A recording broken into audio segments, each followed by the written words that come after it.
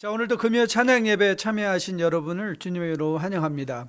아직까지 우리가 온라인으로 예배를 드리고 있지만 속히 본당에서 함께 만나 또 금요일 복된 찬양 예배 드릴 날을 또 사모하면서 오늘 주님께 영광이 되고 우리에게 유익이 되는 말씀과 찬양의 또 기도의 예배 올려드리길 원합니다. 저는 여러분들이 마음을 활짝 여시고 비록 화면상으로 바라보고 계실지라도 소리내어 함께 찬양하시면서 오늘도 하나님께 올려드리는 향기로운 찬양의 제물과 더불어 또 하늘로부터 내려오는 하나님의 귀한 말씀을 마음에 새기는 그런 금요 찬양 예배 시간 되었으면 참 좋겠습니다.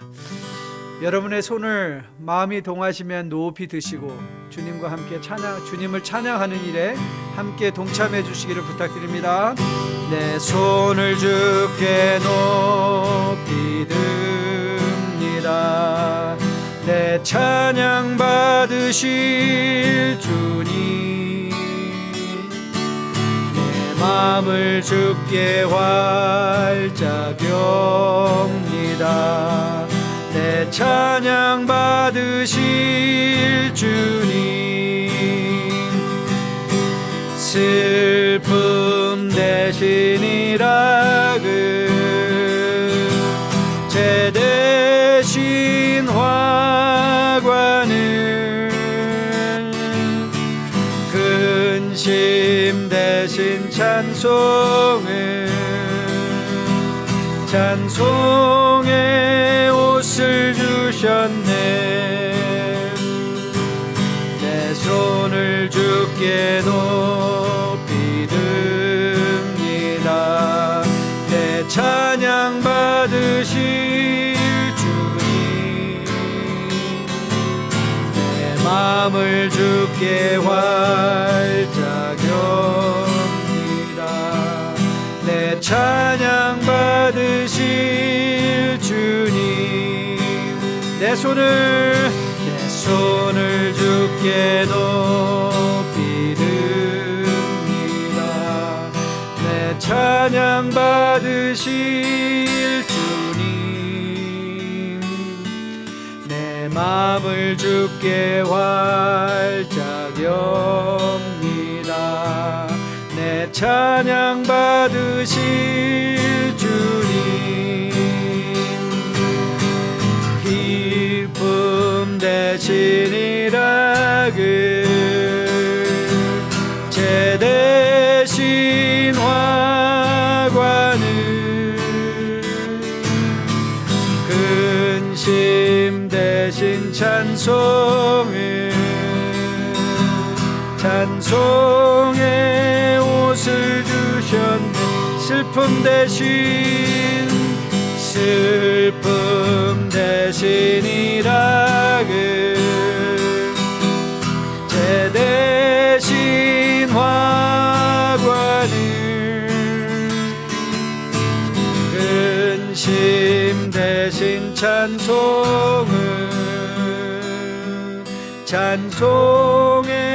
옷을 주셨네.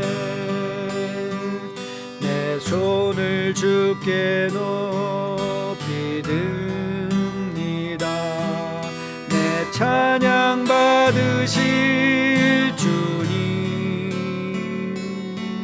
내 마음을 주께 활짝 엽니다. 내 찬양 받으실 주님. 주님은 언제나 우리의 찬양 받으시기에 합당한 분이심을 고백합니다.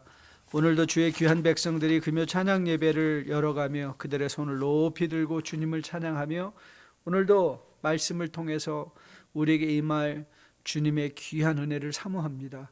사모하는 심령마다 충족하게 하늘로부터 임하는 복된 은총, 말씀의 은혜의 축복으로 마음 가득히 채워지는 복된 시간 되게 함께하여 주시옵소서. 이 모든 말씀을 주의 예수 이름 받들어 감사하며 간절히 기도했습니다. 아멘. 여러분 기억하시죠? 지난주부터 우리 예수님 공부 시작을 했는데요. 예수 가장 귀한 그 이름, 그 이름에 숨어있는 하나님의 뜻이 무엇인가, 우리를 향한 하나님의 선한 구원의 계획들이 무엇인가를 이제 말씀을 통해서 보는 시간입니다. 그리고 이 찬양은 우리 공부에 마치 띵송가드 같아요. 우리 같이 찬양하면서 오늘도 제가 예수를 아는 지식이 훨씬 더 깊어지는 시간 되게 도와주세요. 우리 찬양하며 기도하는 마음으로 함께 들어갑니다. 예수 가장 귀한 그 이름, 예수 언제나 기도 들으사, 오 예수 나의 손 잡아주시는 가장 귀한 그 이름,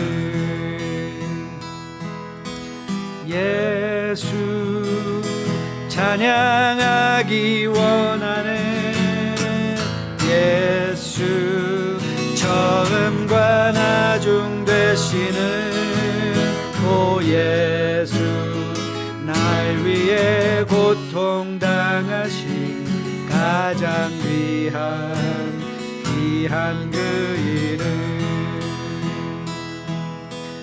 예수 왕의 왕이 되신 주, 예수 당신의 끝없는 사랑, 오 예수 목소리 높여 찬양해 가장 귀한 그 이름, 예수 가장 귀한 그 이름, 예수 가장 귀한 그 이름, 예수 언제나 기도 들으사, 오 예수 나의 손 잡아주시는 가장 귀한 그 이름, 예수 왕의 왕이 되신 주, 예수 왕의 왕이 되신 주,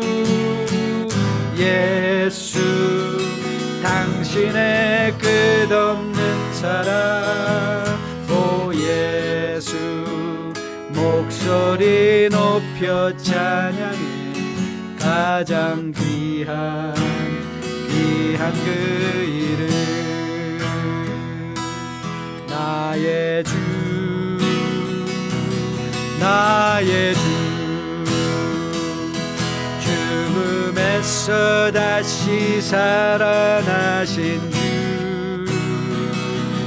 무릎 꿇고서 모두 부르세, 예수는 나의 주, 너의 주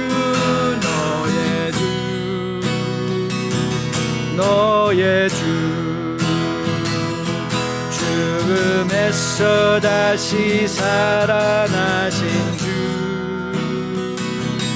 무릎 꿇고서 모두 부르세, 예수는 나의 주, 우리 주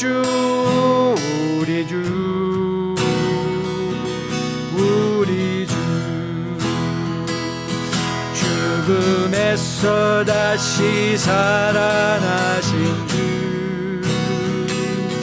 무릎 꿇고서 모두 부르세, 예수는 우리 주.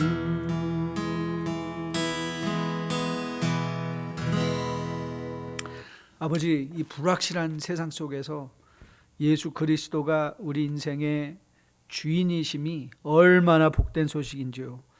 우리가 그 주님을 깊이 알아감으로 말미암아 세상에서 요동하지 아니하고 주님과 늘 동행하며 주님 앞에 영광이 되는 주의 복된 백성들로 거듭나 세워져 주님을 주님으로 모신 성도답게 이 세상에서 누릴 것 누리고 취할 것 취하고 버릴 것 버릴 줄 아는 용기 있는 신앙생활 잘 감당하는 우리 모두 되게 주님 함께하여 주시옵소서. 복된 이 시간을 주님 손에 올려드리고 이 모든 말씀 우리 주 예수님 이름 받들어 감사하며 간절히 기도했습니다. 아멘. 오늘 우리가 볼 하나님의 말씀은 요한복음 10장 10절 한 구절 말씀입니다. 요한복음 10장 10절 한 구절 말씀 제가 받들어 봉독해 올리겠습니다. 도둑이 오는 것은 도둑질하고 죽이고 멸망시키려는 것뿐이요 내가 온 것은 양으로 생명을 얻게 하고 더 풍성히 얻게 하려는 것이라. 도둑이 오는 것은 도둑질하고 죽이고 멸망시키려는 것뿐이요 내가 온 것은 양으로 생명을 얻게 하고 더 풍성히 얻게 하려 하는 것이라. 아멘. 하나님의 말씀입니다. 말씀을 주신 하나님께 감사드립니다. 자, 우리는 지난주에 그 믿음의 궁극적 목표가 뭐냐? What is the object of our faith? Object of our faith는 예수 그리스도라고 말씀을 드렸어요. 그래서 우리가 신앙생활이 깊어진다는 것은 말씀으로 계시되어진 예수 그리스도를 더 깊이 알아가는 거예요. 우리가 신앙에서 성숙해진다는 것은 바울이 우리에게 권면한 것처럼 너희 안에 이 마음을 품으라 그 그리스도 예수의 마음이니, 즉 다시 말하면 우리의 목표는 다른 게 아니에요. 무슨 기술을 습득하는 것도 아니고요, 무슨 언어를 습득하는 것도 아니고, 믿음 생활을 한다는 것은 우리 마음 안에 예수를 깊이 채우는 거예요. 풍성하게 채우는 것. 왜냐하면 예수님은 우리의 믿음의 대상이실 뿐만 아니라 바로 우리 방금 전 찬양처럼 우리 인생의 주인이시기도 하기 때문에 그렇습니다. 그래서 우리가 가장 성공적인 삶을 산다는 건 우리가 부르심을 받은 바 그 의도와 목적에 따라 사는 것 아니겠습니까? 그 우리 인생의 주인 대신 예수님의 뜻에 따라 살아가는 것, 그것이 곧 우리가 이 세상에서 살아낼 수 있는 가장 의미 있는 삶이라고 저는 믿습니다. 우리는 지난주 예수님 공부를 열어가면서 그래서 예수님은 길 되셨다라는 이 개념을 가지고 예수님의 길 되심에 대해서 살펴보았습니다. 그러면서 우리는 그럼 도대체 예수님은 어떤 길이냐, 그 길 되심에 대해서 풍성한 삶으로 인도하는 길이다. 그리고 용서로 인도하는 길, 하나님께로 가는 길. 혼란한 이 종교적인 상황 속, 그렇죠? 우리가 뭐가 정말 믿는 거야? 라는 이 혼란한 종교적인 시대 속에서 우리로 하여금 흔들리지 않게 십자가를 향하여 나아가게 하는 길, 그리고 아울러 영원한 생명을 향하여 나가게 하는 길임을 보았습니다. 자, 우리는 이제 길의 종류에 대해서 설명을 했는데요. 이제 저는 거기서 한 걸음 더 나가서 우리가 이제 예수님이 길 되셨다는 숲을 봤다면 이제 그 숲에 있는 나무들을 우리가 더 깊이 살펴보려고 합니다. 오늘은 그 첫 번째 작업으로 예수님이 우리를 풍성함으로 인도하신다고 했는데, 더 나은 삶으로 인도하신다고 우리가 보았는데, 그럼 도대체 우리가 걷는 그 걸음의 풍성함은 도대체 뭐냐는 거죠. 그렇죠? 그러니까 성도가 풍성한 삶을 산다, 이게 무슨 뜻일까?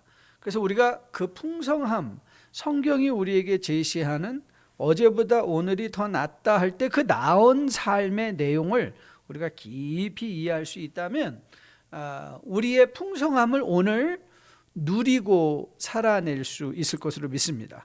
오늘 우리가 함께 마음을 맞추어서 이 설교의 논리들을 잘 쫓아가시면서 우리가 누릴 수 있는 풍성함이 이런 것이구나. 그래서 여러분들이 다시 한번 믿음의 눈을 가지고 여러분의 가정과 여러분의 사업체와 여러분의 직장 공동체들을 돌이켜보면서, 이야, 내가 풍성한 삶을 살고 있구나 라는 것을 깨달으며 그것이 또 마음에 큰 격려와 또 기쁨으로 다가올 수 있게 되기를 주님의 이름으로 축복드립니다. 이 과정을 어떻게 시작하려고 하냐면, 그러면 성경이 말하는 성도의 풍성함이 아닌 것 뭐냐? 이 부정적인 것으로부터 출발하려고 합니다. 그러니까 우리가 흔히 기대하는 풍성함이 아닌 것.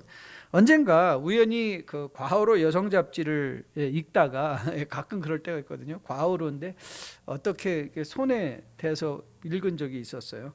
그때 무슨 거기에 그 내용이 실렸냐면 어떤 사람이 복권을 3장을 샀는데 그 3장이 다 1등, 2등, 3등에 붙어버린 거예요. 여러분 이런 확률은 정말 억만분의 수십억만분의 1의 경우 아니겠습니까? 원래 늘 1장을 샀는데 그날은 마음이 동해서 1년 번호로 2장을 더 샀다는 거예요. 그런데 그 1년 번호로 이 3장의 복권이 당첨이 된 거예요. 1등, 2등, 3등. 성도의 풍성한 삶을 살 때, 풍성한 삶을 생각할 때 우리는 이런 생각이 듭니다. 아이고, 풍성한 삶은 고사하고 나는 복권 사도 5불짜리도 맞아본 적이 없어요. 아니 1불짜리도 당첨된 적이 없어요. 아유, 도대체 주님은 어디 계시는 거야? 이런 생각을 할 때가 많이 있지 않습니까? 여러분, 만일 물질의 풍족함이 성경이 말하는 풍성한 삶이라면 왜 예수님은 가난한 자는, 심령이 가난한 자는 복이 있나니, 누가복음에서는 가난한 자는 복이 있나니, 왜 가난한 자가 복이 있다고 말씀을 하셨을까요? 과연 우리가 정말 주체할 수 없는 많은 돈을 가지면 행복할 수 있을까요? 물론 저도 안 가져봐서 모르겠습니다. 여러분도 그렇게 나 안 가져봐서 모르겠는데요. 아닙니다. 우리는 이 질문의 답을 수도 없이 들었습니다. 신문 기사를 통해서도 들었습니다. 결코 물질이 많기 때문에 그것이 사람을 행복하게 하는 것은 아니라는 거예요. 누군가가 이렇게 말했습니다. 저는 참 의미 있다고 생각했는데요. 그래서 제가 일기장에 적어놓고 가끔 가다가 보는 글입니다. 이런 내용이에요. 돈으로 집은 살 수 있어도 가정은 살 수 없다. 돈으로 침대는 살 수 있어도 잠은 살 수 없다. 돈으로 책은 살 수 있어도 지식은 살 수 없다. 돈으로 시계는 살 수 있어도 시간은 살 수 없다. 돈으로 직위는 살 수 있어도 존경은 살 수 없다. 돈으로 피는 살 수 있어도 생명은 살 수 없다. 여러분 어떻습니까? 너무나 이 상식적이고 합당한 말 아닐까요? 여러분, 돈이 이런 것이라면 권력은 어떻습니까? 권력이 우리를 과연 행복하게 할 수 있을까요? 만일 권력이 우리를 행복하게 하는 것이라면 왜 주님께서는 마가복음 20장에서 너희 중에는 그렇지 아니하여 너희 중에 누구든지 크고자 하는 자는 너희를 섬기는 자가 되라고 말을 했을까요? 말씀을 하셨을까요? 여러분, 우리가 권력을 생각하면 먼저 우리는 군림하잖아요. 사람들 위해서 누군가의 명령을 내리고 군림하는 것으로 생각하는데 그것이 행복의 내용이라면 왜 주님은 너희는 군림하는 자가 되지 말고 섬기는 자라고 권면하신 것일까요? 여러분, 전 세계의 정치 현실을 보면 과연 그 정치에 하는 분들이 행복할까? 저는 많이 의심이 됩니다. 가끔가다 우리가 바로 트럼프 대통령 이전에 이제 오바마 대통령이 굉장히 젊어서 대통령이 됐잖아요. 그래서 그 시간마다 이렇게 오바마 대통령 그 얼굴을 찍어놓은 적이 있는데 정말 영 에너제틱 젊고 머리도 까만 그 친구가 4년 만에 완전히 머리가 다 하얘지고 노인네가 돼가는 거예요. 노인네가 돼가는 거를 이렇게 보게 됩니다. 정치하는 분들의 얼굴 보세요. 얼마나 그들이 정말 이 수도 없는 또 이 끊임없는 수두기에 정치 수두기에 이 갈등과 이 스트레스 속에서 그들의 몸이 늙어가고 있는 것을 우리가 눈으로도 볼 수 있습니다. 과연 그게 정말 행복한 것일까는 우리가 다시 생각해 볼 내용이죠. 여러분, 그렇다면 우리가 쾌락을 누리면서 산다. 늘 쾌락을 누리면서 산다. 그럼 그게 우리에게 행복한 것일까요? 여러분, 누가복음 어리석은 부자의 비유 기억하십니까? 아브라함이 나사로의 비유에 가면 아브라함이 가로되 부자에게 한 말입니다. 너는 살았을 때 내 좋은 것을 받았고 나사로는 고난을 받았으니 이것을 기억하라. 이제 저는 여기서 위로를 받고 너는 고민을 받는다 그랬어요. 아니 여러분, 정말 세상에서 이 쾌락적으로 산 한 사람을 대라면 이 부자인데요, 고운 자색 옷으로 속옷을 입고 매일 연락하며 얼마나 삐까뻔쩍하게 먹고 마시고 누렸겠습니까? 그런데 그게 행복이 아니라는 거예요. 주님께서 말씀하시는 거예요.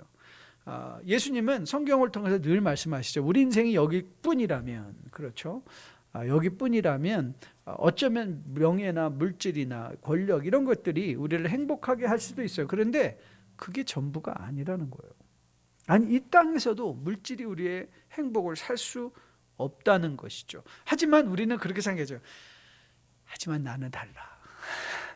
나는 물질을 많이 갈려도 행복해도 쾌락도 우리가 잘 누리며 살 수 있어 라고 얘기하죠. 왜 우리는 우리 스스로에게 그렇게 많은 크레딧을 주는 것일까요? 왜 우리는 우리가 다르다고 생각할까요? 그 이유는 간단합니다. 왜냐하면 우리는 시대의 정신 속에서 살아가고 있기 때문에 그렇습니다. 이거 조금 어려운 개념인데요, 한번 잘 들어보세요. 문화에 우리는 이걸 시대의 정신을 또 다른 언어로 하면 문화라고도 할 수 있어요. 그러니까 우리는 한국인의 문화 속에서, 그러니까 문화가 결정해 주는 게 있지 않습니까? 내가 원하든 원하지 않든 간에 내가 속해 있는 세상이 우리에게 결정해 주는 게 있어요.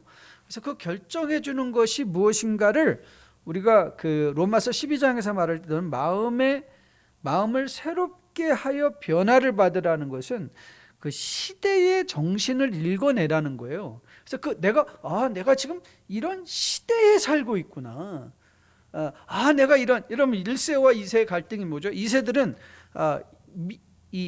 미국 문화 속에서 그들이 생각하고 행동하고 있기 때문에 그들이 생각하는 정상이라는 게 있고, 우리는 이민자로서 한국 문화를 가지고 미국 땅에 살아가는 독특한 문화가 있잖아요.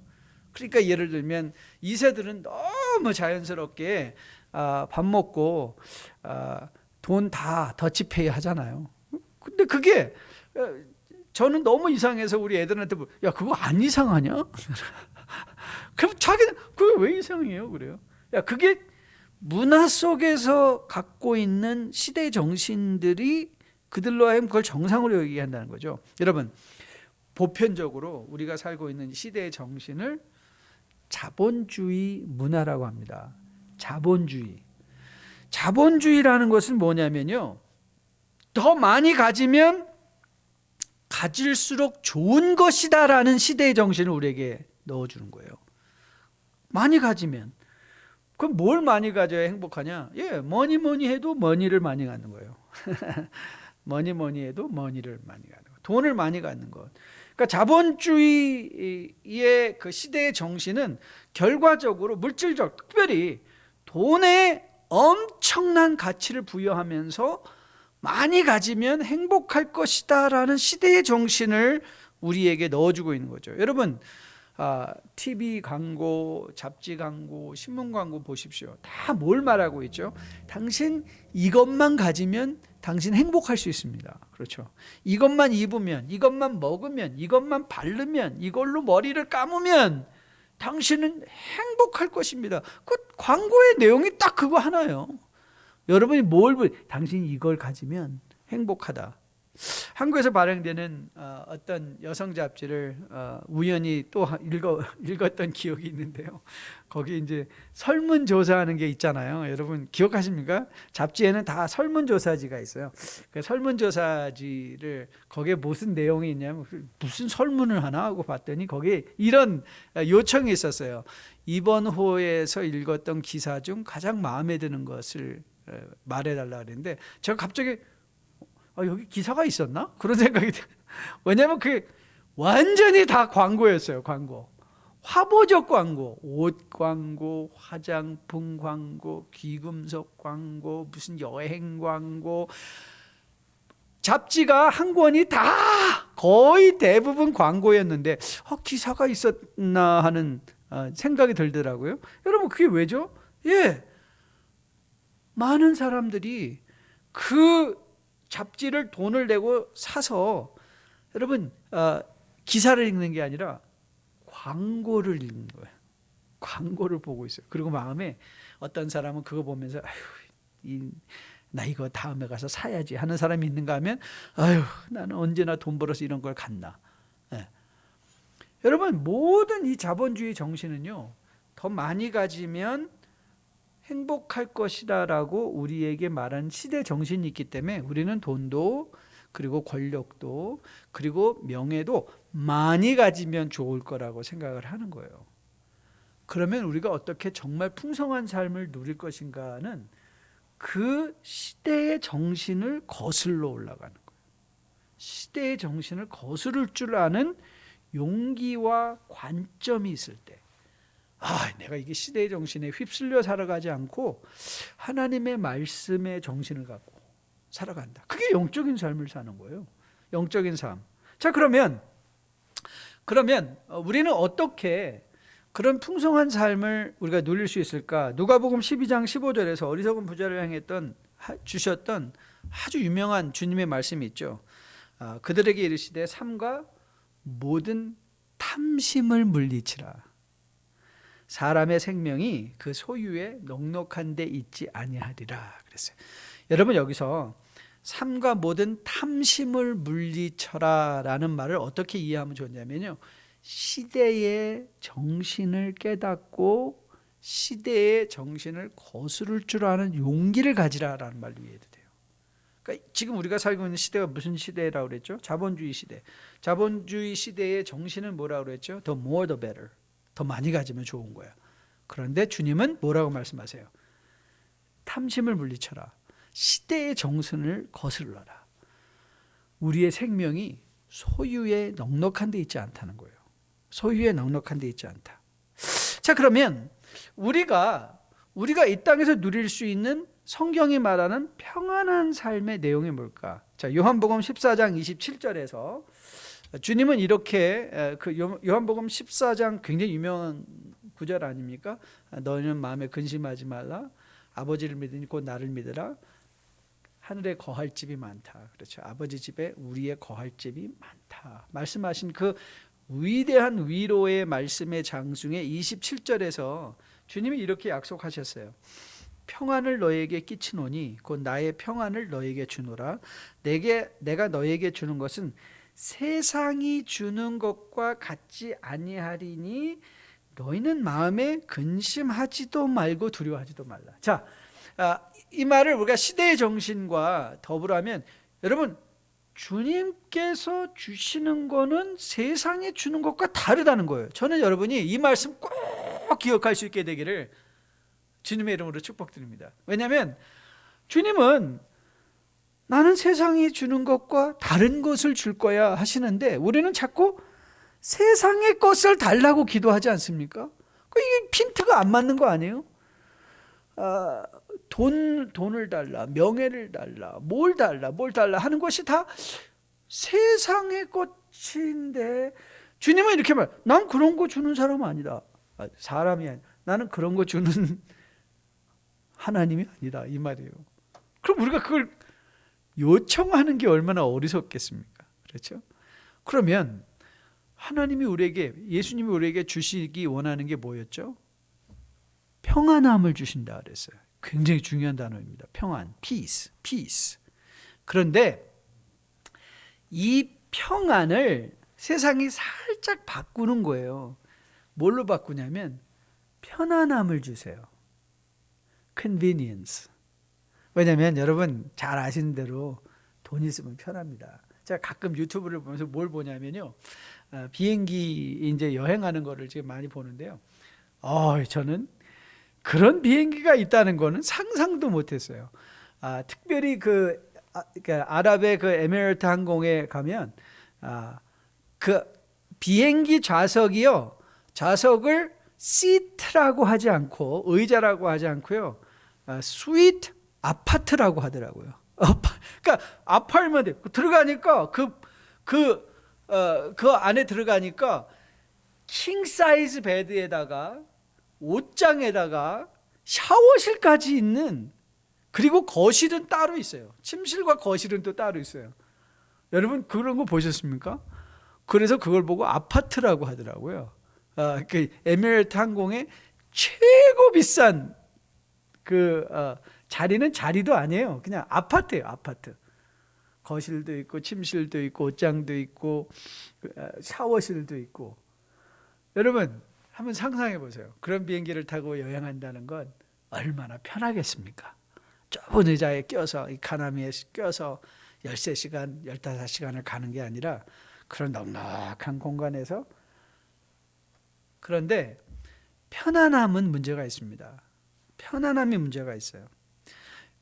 편안함이 왜 문제가 되냐면 우리는 편안함에 너무 쉽게 중독이 된다는 거예요. 제가 한국을 여행하다 보면요, 가끔가다 여러분이 한번 간증한 적이 있는 것 같은데, 그 LA 공항에 제가 잘 아는 형제가 그 에어라인에서 일하는 형제가 있습니다. 그 형제가 저를 한국 갈 때 갑자기 그 불러가지고 이제 비행기 타러 탑승하려고 하는데 저와 제 아내랑 가는데 몇 번 커스터머 와주세요. 그래 쫄래 갔더니 비즈니스로 올려준 거예요. 자들 그 비행기를 이카노미에서 비행기를 아마 찢이 남았는지는 모르겠지만 하여튼 그 형제가 아버지 학교 출신이었는데 하여튼 아버지 학교를 통해서 제가 그런 은혜를 받은 적이 있습니다. 그래서 시스를 올려줬는데요. 이야, 비즈니스 타고 처음 앉아서 이렇게 쫙 하는데 의자가 쫙 거의 180도 누이면서 오늘 음식도 조금 다른데 거기 조금 타고 있다 보면 무슨 생각 든지 아세요? 1등석 가고 싶다는 생각이 들더라고요. 여기 이렇게 편한데 거기서 야 감사합니다 좋습니다가 아니에요. 1등석은 또 어떨까? 여러분 1등석에 가면은 또 행복하겠습니까? 아니요, 또 특등석이 있잖아요. 그 특등석에 가면 뭐예요? 그것도 한두 번이지. 저는 그런 분들, 여행 많이 하시는 분들, 비즈니스로 여행 많이 하신 분들 이제 들으면요, 저희는 비즈니스에 타면 우리 같은 사람은요 절대 자면 안 돼요. 절대 자지 말고 계속 뭐 먹을 거 달라고 그래야 돼요. 그렇죠? 먹을 거 달라. 근데 이분들은 그러더라고요. 저는 그냥 늘 비즈니스 타고 여행하신 분들이에요. 하는 분들은 그러시더라고요. 저는 그냥 가가지고 수면 좀 먹고 자요. 그래. 잔다는 거예요. 왜냐면 it means nothing to them. 어쩌다 한 번, 그렇죠? 평생에 한두 번 비즈니스 타면 와 좋다는 거지. 매일 타면 어때요? 먹는 것도 귀찮고 뭐도 귀찮고 잠이나 잘래요. 그러는 거예요.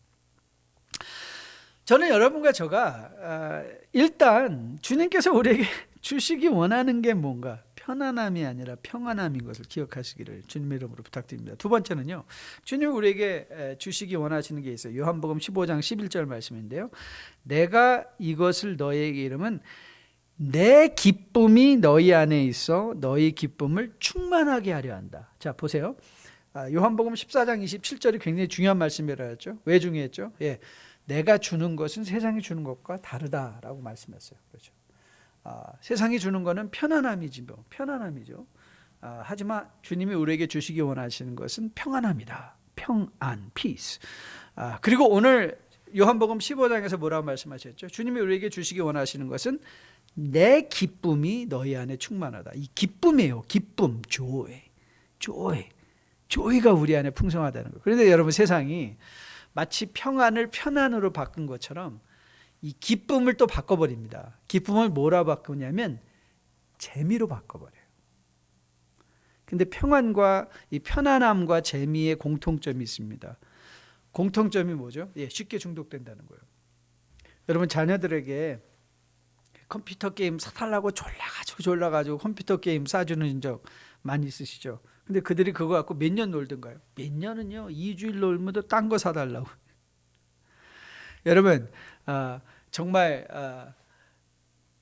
골프가 재미있어서 그냥 골프에 미쳐가지고 살아가시는 분들을 보면요, 그분들은 이렇게 말해요. 목사님, 골프가 이렇게 재밌어요. 그러지 골프가 이렇게 기뻐요. 그런 분 없어요. 아이들한테 물어보세요. 너 컴퓨터 게임 왜 그렇게 하냐?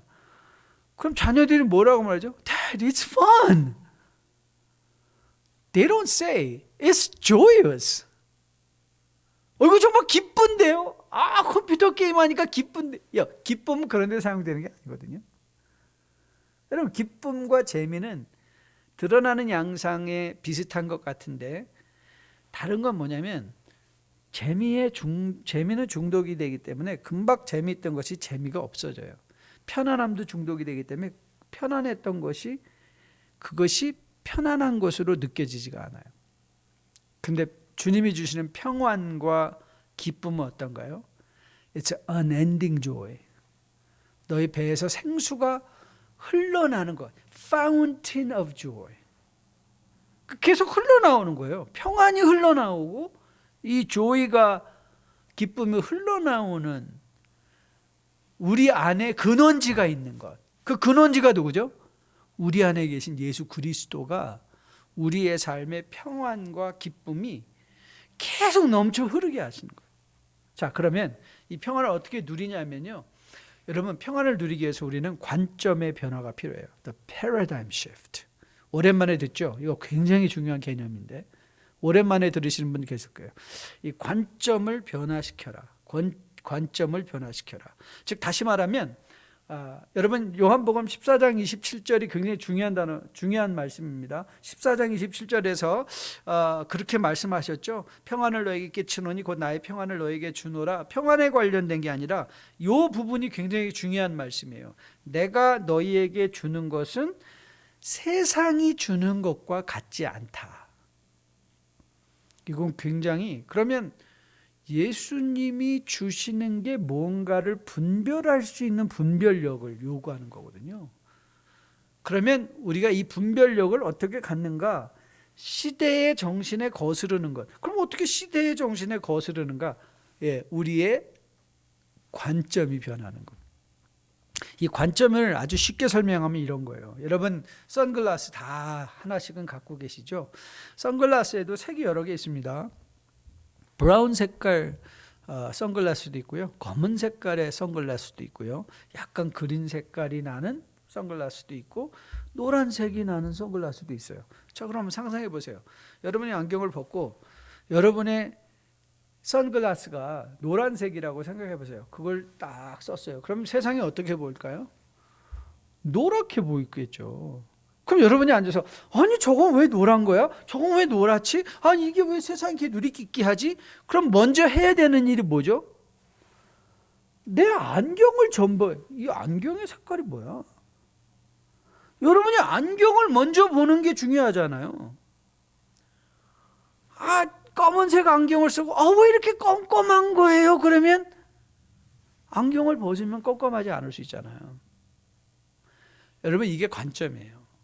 그러니까 즉 다시 말하면 내가 쓰고 있는 안경이 뭔가를 알아야 바깥에 보이는 것을 내가 짐작하고 이해할 수 있고 또 판단할 수 있게 되는 것이죠. 여러분, 이 관점이 왜 중요하냐면 마가복음 7장에서 주님께서 이렇게 경고하셨습니다. 한번 들어보실래요? 마가복음 7장 21절로 23절인데요. 속에서 곧 사람의 마음에서 나오는 것은 악한 생각이라 곧 음란과 도둑질과 살인과 간음과 탐욕과 악독과 속임과 음탕과 질투와 비방과 교만과 우매함이니 이 모든 악한 것이 다 속에서 나와서 사람을 더럽게 한다. 여러분, 성경이 제시하는 인간에 대한 가장 중요한 관점 중에 하나는 뭐냐면 우리 안에 선한 것이 없다는 거예요. 그래서 나오는 모든 것이 다 더러운 것이다. 그래서 뭐라고 말하죠? 이 세상에 의인은 없는데 하나도 없다. 의인이 하나도 없는 거예요. 야고보 장로도 동의합니다. 야고보 장로가 서신서 4장 1절 2절에서 너희 중에 다툼이 어디로부터 나느냐? 너희 지체 중에 싸우는 정욕으로부터 나오는 것이 아니냐? 너희는 욕심을 내어도 얻지 못하여 살인하며 시기하여 등이 취하지 못함으로 다투고 싸우는도다. 너희가 얻지 못하면 구하지 아니하기 때문이요. 그랬어요. 그러니까 뭘 말하고 있죠? 야고보 장로는 똑같은 말이에요. 주님께서 하셨던 마가복음의 말씀과 야고보의 장로는 같은 말이에요. 정욕과 욕심. 그것이 우리 지체 안에서 싸우고 있다. 여러분, 바울이 디도에게 편지하면서 거듭난 주의 백성의 상태를 이렇게 설명합니다. 우리가 거듭났다는 게 뭐냐면 디도서 3장 3절부터 7절까지 이렇게 말했어요. 우리도 전에는 어리석은 자여 순종하지 아니한 자여 속은 자여 여러 가지 정욕과 행락의 종로로 탔던 사람들. 우리의 이전, 예수님 믿기 이전의 상태를 뭐라고 말했어요? 야, 우리 다 죄인이다. 바울이 거기서 우리라고 말하는 것 굉장히 중요합니다. 자기를 포함시키고 있는 거거든요. 너나 나나 다를 바 없다. 하지만 거기서 멈추지 않습니다. 바울은 디도에게 계속해서 이렇게 말해요. 우리 구주 하나님의 자비와 사람 사랑하심이 나타날 때에 우리를 구원하시되 우리가 행한 바 의로운 행위로 말미암지 않고 오직 그의 긍휼하심을 따라 중생의 씻음과 성령의 새롭게 하심으로 하셨나니 우리 구주 예수 그리스도로 말미암아 우리에게 그 성령을 풍성히 부어주사 우리로 그의 은혜를 힘입어 의롭다 하심을 얻어 영생의 소망을 따라 상속자가 되려 하립니다. 여러분 놀랍지 않습니까? 우리가 전에는 정욕과, 그렇죠? 정욕과 행락의 종로로 타던, 바로 주님께서 말씀하시던 마가복음 7장에 야고보서 4장에 장로가 말한 그 상태, 욕심과 전욕, 모든 악한 마음들이 우리의 마음속에서 흘러나왔는데 예수께서 우리에게 들어오시니까 그 예수 그리스도가 우리의 마음을 바꾸사 은혜를 힘입어 성령으로 말미암아 풍성하게 하나님의 상속자로 살아가게 하는 것. 여러분, 저는 여러분과 저가 그런데 이 우리 마음속에 있는 예수 그리스도의 영향력이 중요한 거죠. 우리의 관점이 변하기 위해서는 우리는 예수 그리스도께 영향을 받아야 돼요. 그러니까 여러분, 바울이 로마서 7장에서 어허라 나는 공고한 자다 하면서 내 속에 두 마음이 있다고 그러잖아요. 여러분 생각해 보세요. 우리의 마음에도 두 가지 마음이 있어요. 그러니까 아직도 완벽하게 해결되진, 여러분 기억하십시오. 우리가 살아있는 시대는 어떤 시대라고 그랬죠? 이미와 아직 낀 세대라고 하신 것 여러분 절대 기억하셔야 됩니다. 우리는 낀 세대를 살아가는 사람들이에요. 우리 안에 두 가지 마음이 있어요. 그 두 가지 마음 중에 우리가 어떻게 풍성한 삶을 살아내냐는 결국 무엇으로 결정되는가 하면 나의 마음이 무엇에 더 영향을 받을 것이냐, 이 영향력에 관한 문제인 거예요. 그럼 어떻게 그 영향력을 우리에게 키워갈 것이냐. 여러분 히브리서 기자는 이 영향력을 무엇으로 말씀하는가 하면 징계라는 단어로 설명을 해요. 영향력, 징계라고 설명하는데요. 히브리서 12장 6절로 8절 보면 주께서 그 사랑하시는 자를 징계하시고 그가 받아들이는 아들마다 채찍질하십니다. 여러분 이 징계라는 채찍질이라는 게 우리는 들으면 굉장히 거부감이 들잖아요. 근데 여러분 이 징계라는 단어가 한국말에는 굉장히 네게티브한 부정적인 connotation, 의미를 가지고 내포하고 전하고 있지만 사실 헬라어는 그렇지 않습니다. 여러분에게 말씀드렸잖아요. 파이데오라는 말, 파이데오라고. 징계가 파이데오다. 파이가 뭐라고 그랬죠? 파이는 PD에 출시할 때 I라는 뜻이에요. PD 앞에 있는 파이. 데오는 make예요. 그러니까 하나님이 우리를 징계하신다라고 할 때는 처벌, 퍼니시먼트가 아니라 그것이 우리를 아들 만드는, 딸 만드는 하나님의 다루심의 손길이라는 거예요. 심지어 채찍질까지도. 즉 다시 말하면 내 삶에 일어나는 모든 일들은 하나님이 우리 안에 그리스도의 영향력을 키워가는 메시지라는 거예요. 그러니까는 지금 내가 당면하고 코로나 바이러스 다르지 않다고 저는 생각합니다. 코로나 바이러스를 지나면서 혹 여러분 가운데 내가 이거 뭔가 채찍질 맞고 있는 것 같아요. 물질적으로, 관계적으로. 그때 이제 가만히 앉아서 생각하는 거죠. 가만히 있어봐. 이게 하나님이 나를 아들 만드시려는 손길이라면 나는 이 가운데 어떻게 반응해야 될까? 어떻게 반응해야 될까? 저는 여러분과 저가 우리의 관점을 바꾸기 위해서 오늘도 삶에 일어나는 일들을 통하여 우리를 다루시는 이 하나님을 인정하심으로 말미암아 여러분이 진정 받아 누릴 수 있는 삶의 풍요로움들을 볼 수 있는 영적 안목이 여러분에게 생겨질 수 있게 되기를 주님의 이름으로 축복드립니다. 두 번째는요. 두 번째는 이제 그리스도의 영향력이죠. 관점이 변한다는 건 그리스도의 영향력이 내 안에 훨씬 더 강해지는 것. 세상의 나의 정욕보다 나의 행락을 쫓아가고자 하는 마음보다 그리스도의 영향력이 점점 더 인크리스하는 것. 그래서 바울이 말하는 것처럼 그리스도의 장성한 분량이 충만한 데까지 자라가라. 이해가 되시죠? 이제 그리스도의 장성한 분량이 충만한 데까지 자라가는 것입니다. 두 번째는요, 이와 더불어 인생의 목표가 바뀌어야 돼요. 우리가 지금까지 추구하던 인생의 목표가 바뀌는 것인데요. 마태복음 6장 19절부터 20절 말씀에서 이렇게 말씀하셨습니다. 너희를 위하여 보물을 땅에 쌓아두지 말라. 거기는 좀과 등록이 해하며 도둑이 구멍을 뚫고 도둑질을 하느니라. 오직 너희를 위하여 보물을 어디에 쌓아두라? 하늘에 쌓아두라. 그러니까 두 가지 인생이 있다는 거예요. 보물을 땅에 쌓는 사람이 있고 보물을 하늘에 쌓는 삶이 있다. 하늘에 쌓는 사람들의 특징이 뭐죠? 네, 보물을 쓰는 사람이에요. 이 땅에서 어떻게 쓰냐. 이 땅에서 보물을 모으는 사람이 있고요. 이 땅에서 보물을 쓰는 사람이 있어요. 인생의 목표가 모으는 사람이 되는 것이 아니라 하늘에 쌓는 사람이 되라. 그렇게 되면 여러분, 저희가 풍성한 삶을 살면서 뭐 돈에 대해서, 권력에 대해서, 명예에 대해서 부정적으로 하지만 결단코 부정적인 것 아닙니다. 왜냐하면 그것들은 다 수단이기 때문에 그렇습니다. 도구이기 때문에 그렇습니다. 여러분, 아주 날카로운 칼이 강도의 손에 들려 있으면 그것이 흉기가 되지만 정말 셰프의 손에 들려 있으면 어떻게 되죠? 맛있는 음식을 만들어내는 도구가 될 수 있는 거예요. 같은 칼인데 그 누구의 손에 들려서 어떻게 쓰여지는가에 따라 다르다는 거죠. 여러분, 우리가 이 세상에서 목표로 삼는다는 건 맞습니다. 우리는 많은 경우에 목표가 우리 자녀들에게 너 좋은 대학에 들어가, 좋은 직장 잡을 거야. 우리는 수단이 목표화되는데 문제가 있는 거죠. 진정한 목표는 뭐죠?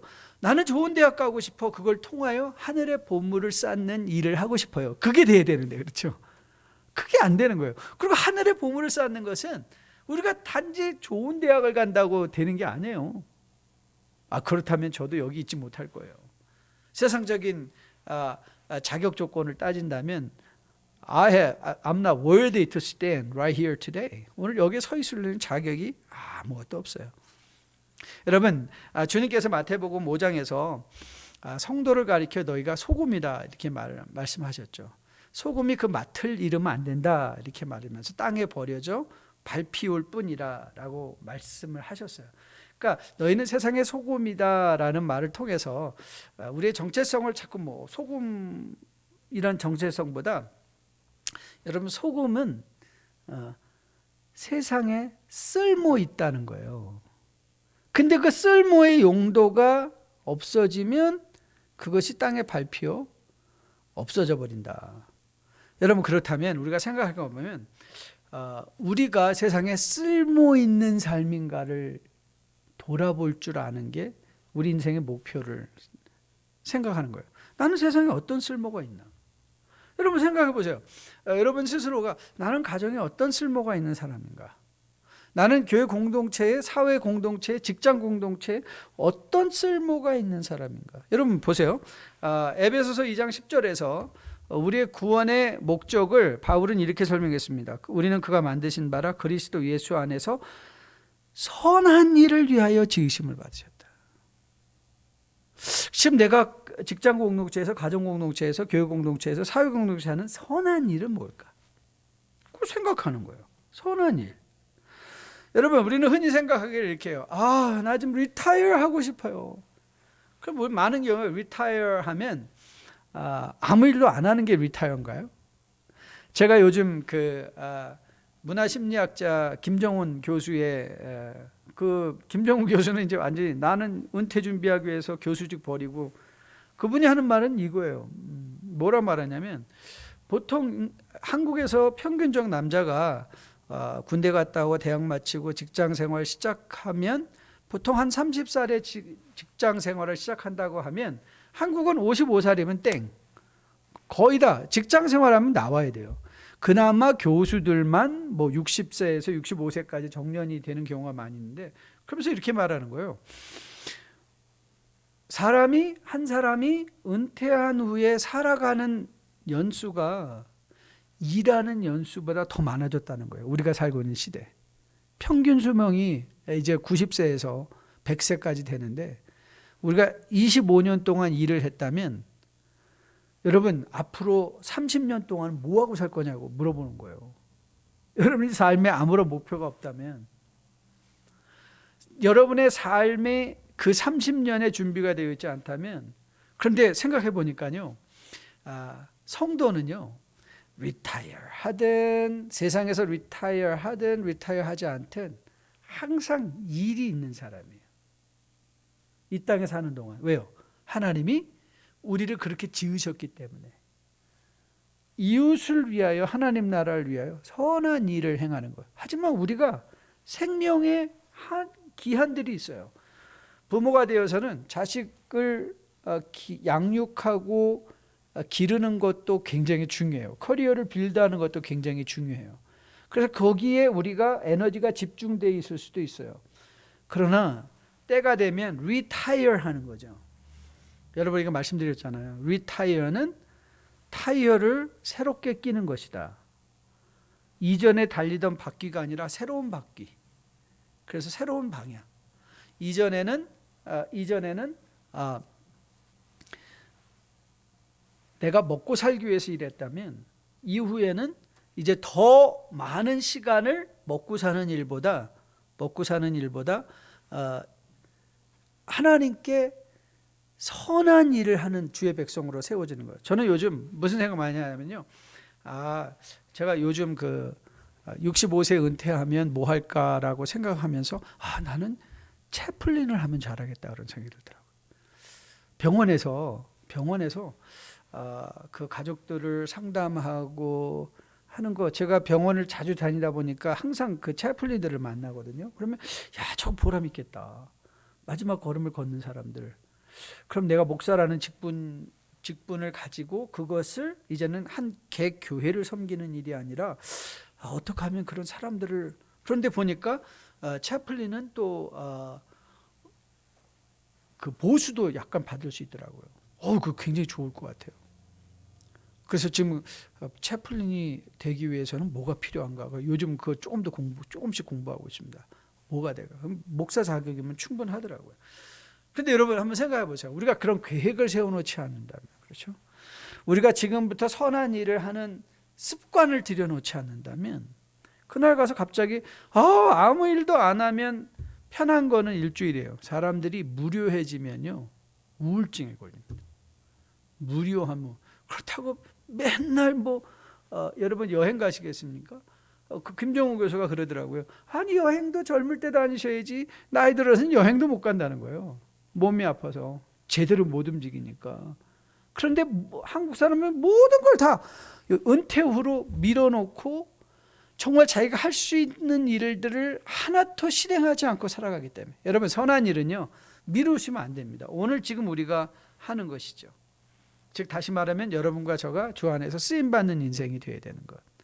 목표가 바뀐다는 건 주님이 사용하실 수 있도록 우리가 준비되어지는 것. 그래서 에베소서 4장에서도 에베소서 4장 11절 12절이 굉장히 중요한 구절인데요. 왜냐하면 그 에베소서 4장에서 바울이 교회 안에 이런 직분자들이 있다 하면서 그 직분자들을 세우는 목적이 뭐냐? 직분자들을 세우는 목적을 이제 11절에서 이렇게 말하는 거예요. 그가 어떤 사람은 사도로, 어떤 사람은 선지자로, 어떤 사람은 복음 전하는 자로, 어떤 사람은 목사와 교사로 삼았으니, 이제 12절이 중요한데요. 이는 성도를 온전하게 하여 봉사의 일을 하게 한다. 그러니까 여러분, 우리는 흔히 생각하기에 봉사의 일을 누가 하는 거죠? 우리 이렇게 생각해요. 그 장로님들이 하는 거 아닙니까?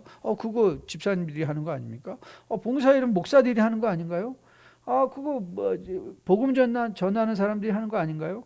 아닙니다. 여러분 그 성경을 너무 잘못 읽는 거예요. 하나님께서 교회 안에 목사, 장로, 권사, 직분자를 주셔서 세워주신 이유는 뭐냐면 성도들을 갖추어 봉사일을 하게 하려고. 우리 교회가 그렇게 자원봉사를 강조하는 이유가 여기 있습니다. 왜냐하면 교회는 중직자 소수의 어떤 사람들이 하는 일이 아니라 여러분들이 함께 동참하는 거예요. 목사님 제가 할 수 있는 일이 없는데, 여러분 정말 할 수 있는 일이 없다고 생각하십니까? 그렇지 않습니다. 여러분 나이 드셔서 만약에 연로하셔서 몸이 건강하지 못해서 몸으로 움직이는 일들 못합니다. 그러면 저는 정말 우리 어르신들에게, 어르신들 교회에 10분만 일찍 나와셔서 우리 이 본당을 차지하시고 기도해 주세요. 그날의 예배를 위해서. 삶의 여러 가지 삶의 환경 속에서 정말 이상한 심령으로 예배에 동참하는 젊은 주의 성도들이 말씀을 통해서, 예배를 통해서 거듭나게 세워주세요 하고 여러분들이 10분 동안 우리 어르신들이 교회 일찍 오셔서 중보기도 할 수 있다면, 여러분 그게 어려운 일일까요? 저는 어려운 일이라고 생각하지 않아요. 아니, 그게 우리가 해야 되는 일이에요. 주님께서 우리에게 맡겨주신 것, 생명을 주신 것, 건강을 주신 것은요, 그거 갖고 놀자가 아니라 그거 갖고 선한 일을 하자, 이 말이에요. 선한 일을 하자. 제이 모럴스라는 사람이 행복에 대해서 이렇게 말했습니다. 적게 갖고 있고 적게 바라는 사람은 많이 갖고 있으면서 더 많이 갖기를 원하는 사람보다 부자다. 다시 한번 들어보세요. 굉장히 중요한 말입니다. 이거 아주 의미 있는 말이에요. 적게 갖고 있고 적게 바라는 사람은 많이 갖고 있으면서 더 많이 갖기를 원하는 사람보다 부자다. 그래서 많은 사람들이 이 행복 지수를 하면요, 거의 1, 2등 하는 데가 덴마크하고 핀란드입니다. 그래서 사람들이 그래요. 나도 덴마크 가서 살고 싶어. 나도 그러면서 이 한국의 젊은 청년들은 여기는 헬 조선이에요. 지옥 같은 조선, 헬 조선이라는 말 많이 쓰잖아요. 그런데 여러분 제가 덴마크에 대해서 관심을 많이 갖고요. 거기는 덴마크가 굉장히 사람들이 행복하다고 해서 덴마크에 관한 다큐멘터리를 봤거든요. 여러분 덴마크에 사는 사람들은요, 텍스가 무려 30%, 아니 30%, 거의 50% 텍스를 냅니다. 그런데 왜 그들이 행복할까? 정부가 다 해주기 때문에? 아니요. 그래서 행복한 게 아니에요. 그들은요, 적게 벌고 가족들과 많이 시간 보내는 것을 선택했기 때문에 그래요. 덴마크에 사는 사람들이 한국 사람들이 훨씬 더 명품 많이 갖고요, 훨씬 더 좋은 차 갖고 있고요, 훨씬 더 많이 배웠고요. 한국에는 젊은이들 70%가 대학에 가는 젊은이들이 75%래요. 근데 그 중에 대학 학위가 필요한 직장을 잡는 사람들은 40%밖에 안 된대요. 근데 그 35%의 사람들은 대학 가지 않아도 되는데 가는 거예요. 그리고 그래서 이 세상에 쓰여지는 사교육비가 엄청나게 많은데요. 근데 여러분, 덴마크의 청년들은요, 내가 공부하는 일에 부르심을 받지 않았다면 그들은 기술을 배우더라고요. 그리고 거기서 행복해해요. 여러분, 다시 한번 모럴스의 말을 들어보세요. 적게 갖고 있고 적게 바라는 사람은 많이 갖고 있으면서 더 많이 갖기를 원하는 사람보다 부자다. 진정한 만족감은 우리가 얼마나 갖고 있는가에 달려있지 않다. 디오게네스는 목욕통 하나로 충분했지만 알렉산더 대왕에는 온 세상도 너무 좋았다. 디오게네스라는 고대 히랍의 철학자는 자기 목욕통 하나만 있으면 나는 행복하다 그랬는데, 알렉산더는 그 넓은 땅을 가지고도 만족이 없었다는 거예요. 그럼 누가 더 행복하냐, 이 말을 하는 거예요. 그리고 한번 들어보십시오. 이렇게 말합니다. 행복이란 우리가 가지고 있는 것에서 가지고 있지 않는 것을 나눈 것과 같다. 만약 우리가 소유한 것이 적고 원하는 것이 적다면 우리는 진정 부자이다. 그러나 많이 소유하고 있으면서 그보다 더 많이 원한다면 우리는 진실로 가난하다. 진정으로 만족과 행복은 우리가 무엇을 갖고 있느냐에 달려있지 않다. 자기가 무엇을 갖지 못했냐에만 관심을 가진 사람들은 남을 시기하고 자신의 영혼과 남의 영혼의 평화의 방해자가 될 것이다. 그러나 자기가 가지고 있는 것이 아무리 적더라도 거기에 중점을 두면 모든 게 주님이 주신 선물로 생각되고 감사해야 하는데 남들이 자신보다 적게 가졌다고 생각하는 사람은 오두막 안에서도 만족할 수 있다. 얼마나 합당한 말인지 모르겠어요. 우리는 이미 그리스도라는 엄청난 선물을 가지고 내 안에 그리스도를 주님으로 모시고 살아가는 자들 아닙니까? 그래서 우리가 이 세상을 행복하게 살아간다는 건요, 우리의 욕심과 정욕과 행락을 쫓아가고자 하는 마음들을 절제하는 거예요. 그걸 무슨 마음으로 채우는 거예요? 그리스도. 그리스도께서 우리에게 주신 게 뭐예요? 평안, 기쁨, 만족, 감사, 여유. 적은 것으로 함께 도울 수 있는 돕고자 하는 마음. 여러분, 사마리아인을 꼭 기억하세요. 누가복음 10장의 선한 사마리안, 우리 오해 많이 한다 그랬죠. 선한 사마리안은요, 자기가 가진 것 전부를 가지고 강도 만난 이웃을 도운 자 아니라니까요. 여러분, 그는 자기가 할 수 있는, 어쩌면 자기가 써야 되는 경비를 그를 위해서 썼을지도 모르겠어요. 그는 그 다음날 어떻게 했죠? 네, 비즈니스 여행 떠났습니다. 그리고 여관 주인에게 그냥 약속했어요. 올 때 내가 2데나리온을 더 줄 테니까 좀 돌봐달라. 그렇다고 나는 이 사람이 살아날 때까지 이 사람 옆에서 이 사람을 간호하고 이 사람을 돕고 돌볼 거야 하지 않았어요. 할 수 있는 것으로 강도 만난 자를 도왔을 때 그것이 그에게 선한 일이 되고 그것이 그에게 행복하게 했다는 것이죠. 저는 여러분과 저가 오늘 우리를 행복으로 인도하기 위해서 우리에게 평안과 기쁨을 주시는 예수 그리스도를 더 깊이 알아가시면서 이 예수가 어떤 분인가를 더 잘 알아감으로 말미암아 지금 여러분의 삶에 어쩌면 족한 것으로 여기고 먼저 감사하고 먼저 행복을 누릴 수 있다면 하나님이 우리에게 물질을 주실 때도 이웃을 위하여 또 가정을 위하여 좋은 것을 쓸 수 있는 물질적인 여력도 주실 것으로 믿습니다. 우리가 먼저 박노해 씨의 말대로 적게 먹고 적게 쓰는 훈련을 하면, 그렇죠? 나머지 것들은 선한 일에 쓰일 수 있는 도구가 될 수 있다는 것 기억하시고요. 이미 예수님은 여러분과 저를 위해서 풍성한 삶을 평안과 기쁨을 통해서 주셨다는 사실 기억하시면서 저는 또 한 주간의 삶을 이 예수님과 더불어 누리면서 살아낼 수 있는 여러분과 저 되기를 주님의 이름으로 축복드립니다. 마지막 찬양은요, 찬송가 408장입니다. 나 어느 곳에 있든지 늘 마음이 편하다. 이 어느 곳은 장소만 의미하지 않습니다. 우리의 삶의 형편도 의미합니다.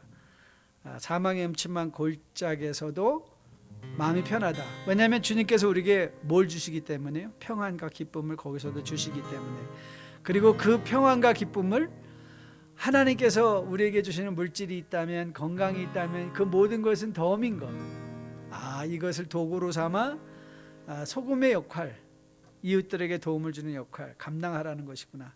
여러분, 또 한번 상기시켜 드립니다. 선한 사마리아인은 그 사람을 향해서 나는 이 사람이 깨어날 때까지 끝까지 이 사람을 돌보기 위해서 이런 사람 아닙니다.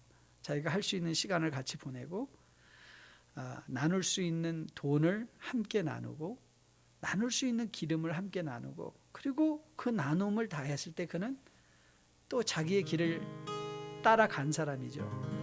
그 사람은 자유한 사람이었고 자기가 가진 걸로 함께 나눌 수 있는 사람이었습니다. 저는 여러분과 저도 그런 사람이 되었으면 참 좋겠습니다. 나 어느 곳에 있든지 늘 마음이 편하다. 주 예수 주신 평안함 늘 충만하도 내 맘에 솟는 영생수 한없이 흐르니 목마름 다시 없으며 늘 충만하도다. 나의 마음속이 늘 평안해. 나의 마음속이 늘 평안해. 악한 죄 파도가 많으나 마음이 늘 평안해. 참되신 주의 사랑을 외우지 못하네. 그 사랑 내 맘 여시고 소망을 주 예수 온갖 고난을 주 예수 온갖 고난을 왜 모서 당했나. 주 함께 고난 받으면 멸류관 없겠네. 나의 마음속이 늘 평안해. 나의 마음속이 늘 평안해. 악한 죄 파도가 많으나 마음이 늘 평안해. 나의 마음속이 늘 평안해. 나의 마음속이 늘 평안해. 악한 죄 파도가 많으나 마음이 늘 평안해.